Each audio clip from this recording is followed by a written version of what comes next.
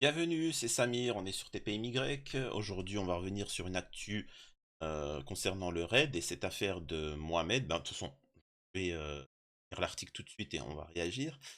Juste avant, je remercie tous ceux qui font des dons à la chaîne pour la soutenir, peu importe l'endroit, Tipeee, Patreon, Twitch, etc. Je remercie tous ceux qui like, laissent un commentaire, même dès le début de la vidéo, c'est génial. Merci pour le référencement.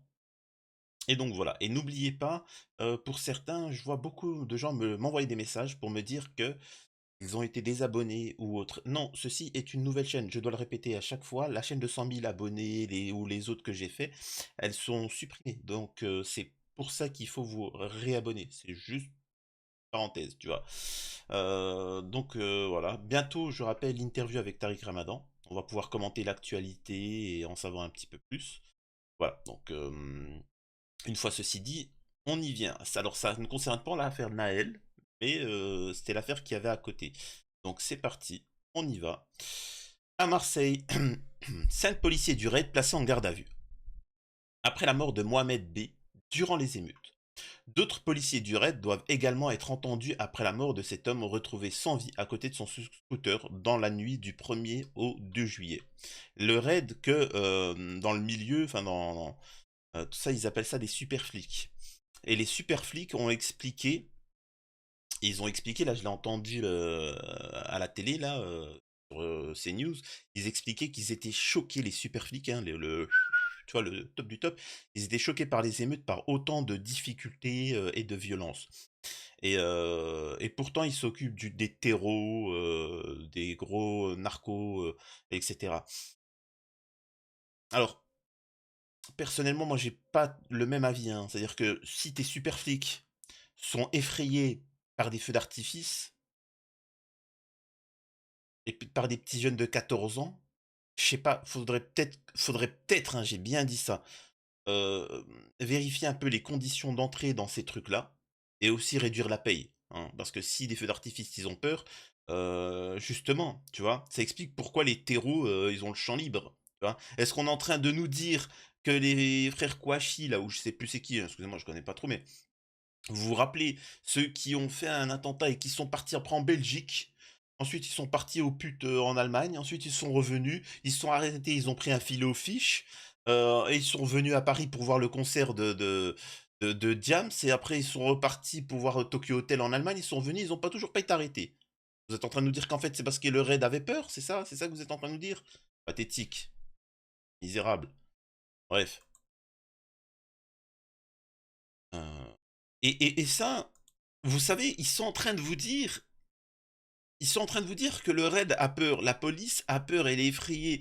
Bah, personnellement, et je pense que tous ceux qui m'écoutent ou autres, on sait très bien, on a contact avec la police, on la voit quand on leur demande un renseignement, sur la route, quand ils contrôlent, etc.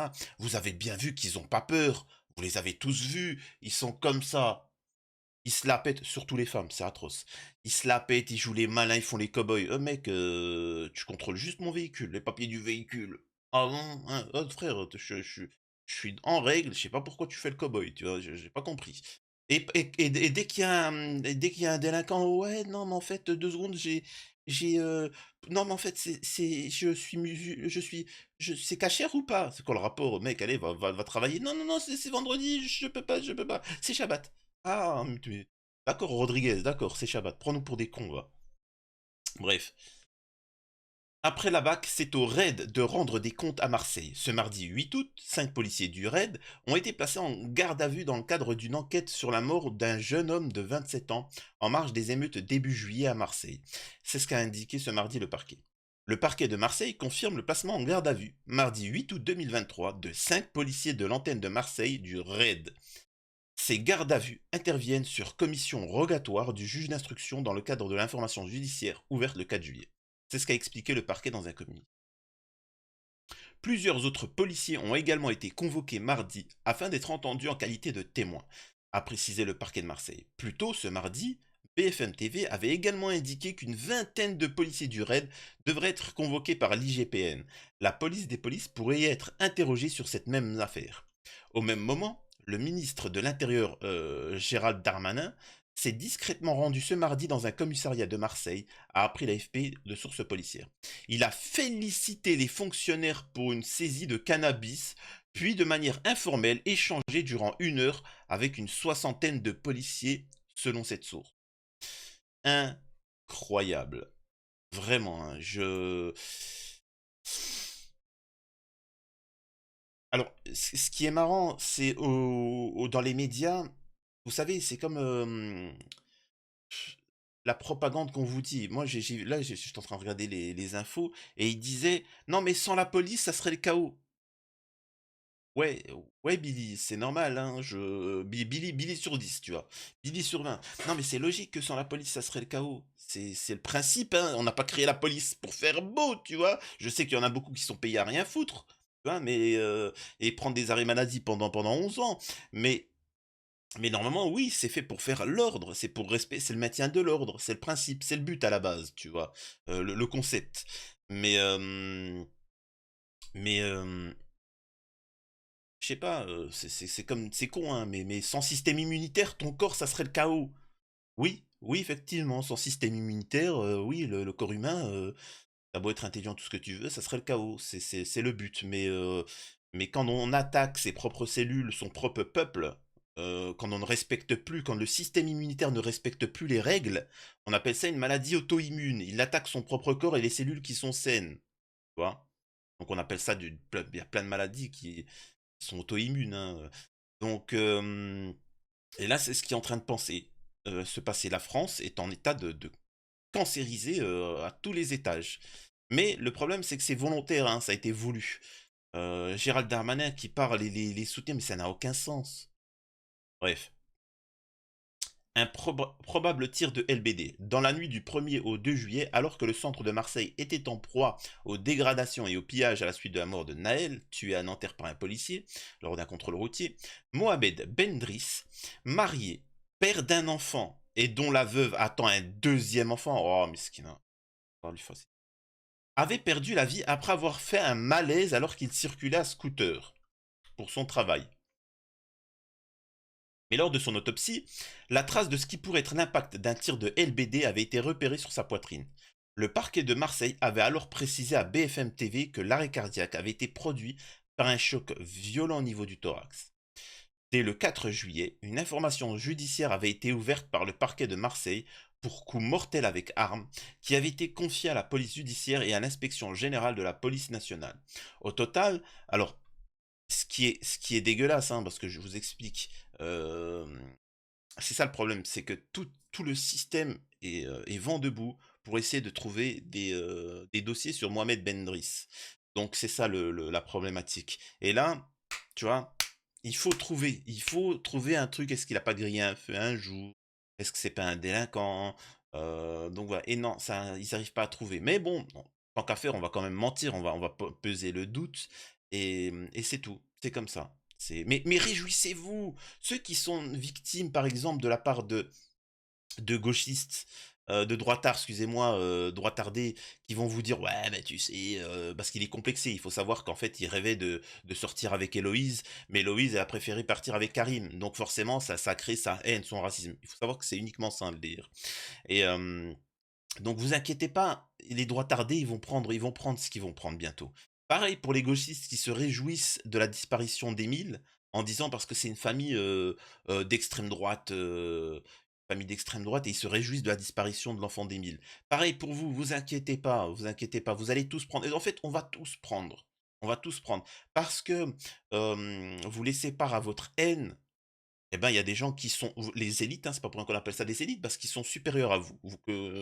Ils sont supérieurs à votre haine, à votre racisme, à votre mépris, à votre laisser-faire. Donc eux, ils ont pris le terrain, tu vois. Et ils surfent sur vos problématiques pour rester en pouvoir. Mais là, ils sont en train de durcir le ton avec la police, mais ne venez pas, ça va être un régal, les futurs gilets jaunes. Quand il y aura les grèves, les manifestations de la famine, hein, de la faim, hein, vous avez manifesté pour l'essence, vous allez manifester pour la nourriture. Et ben là, faudra pas dire on fait acte de solidarité, on est tous, c'est chacun pour sa gueule, tu vois. Bah, c'est pour ça. Il y en a beaucoup, mais vous les avez peu entendus. Souvent, on disait les gilets jaunes, faudrait que certains, tu sais, les banlieusards, ceux qui font des manifestations, tout ça, pourquoi ils viennent pas là? On aurait besoin d'eux. Mais les mecs, mais vous êtes des malades, vous vous rendez pas compte, vous avez qui en face de vous, hein, et ça me faisait rire les gilets jaunes qui étaient là. Police avec nous! Oh putain, ok. On s'est tapé des barres. Oh, j'étais en train de me plier, j'étais là. Pouah, pouah. Police avec nous, mais ils sont complètes. C'est-à-dire que ça vous montre le décalage. Le mec, il a tellement regardé BFM, où il croit que la police, c'est quelque chose de pur, d'intelligent, de bien, des héros, tu vois. Il comprenait pas. Il disait, mais pourquoi mon œil? Ouais, l'autre, il avait une main. Tu sais, il avait plus de main, tu vois. La police, eh! Ah là, ça me faisait rire, putain. Incroyable. On est dans un pays où c'est chacun pour sa gueule maintenant. S'il y a plus de solidarité ou machin, c'est des factions. C'est des factions. Vous l'avez, ils l'ont codifié et vous l'avez intégré. C'est-à-dire que maintenant, vous considérez que la police est un truc, un corps, tu vois? C'est un corps et que vous devez me remercier et rendre grâce. «Oh police, merci, vous êtes nous sommes que des pleutres à côté de vous. Vous êtes des esclaves. On vous a esclavagisés et vous vous en rendez même pas compte. La police, ce sont des héros et ce» non, c'est un métier. C'est un métier, voilà. Tu vois? Tu ne t'agenouilles pas devant le poubelleur qui nettoie tes poubelles tous les jours, enfin, tu sais, qui vient te truquer. Tu viens pas vers le chirurgien, l'hôpital, tu vois? Tu te prosternes pas devant l'hôpital en te disant: «Oh, le grand maître, merci de me soigner». Non, vous vous dites pas ça. Bah, pourquoi tu le fais pour la police? Non, c'est un corps de métier, ça s'appelle une société, tu vois? Tu as celui qui va pêcher du poisson, tu as celui qui va chasser qui va élever des animaux, tu le cultivateur, tu as celui qui va s'occuper de gérer la société, les administrateurs, t'as le policier qui va s'occuper de la sécurité et ainsi de suite. Mais vous avez accepté le fait de dire que non, ils se sont écartés de la société et que c'est un groupe à part, tu vois, hors de cette société. Donc en fait, petit à petit, tout le monde sort de cette société, il reste plus que vous, le peuple, la populace. Et voilà. Alors normalement, à ce moment-là, c'est ce qu'on appelle une guerre civile, une révolution. C'est à ce moment-là qu'il y a la révolution, elle éclate. Mais le problème, c'est que, ils sont tellement forts, ils ont compris la problématique et ils ont compris qu'il fallait vous endoctriner pour que ça soyez vous qui demandiez, à qu'il y ait des corps, des choses comme ça. Voilà. Bon, excusez-moi de cette longue aparté. Bref.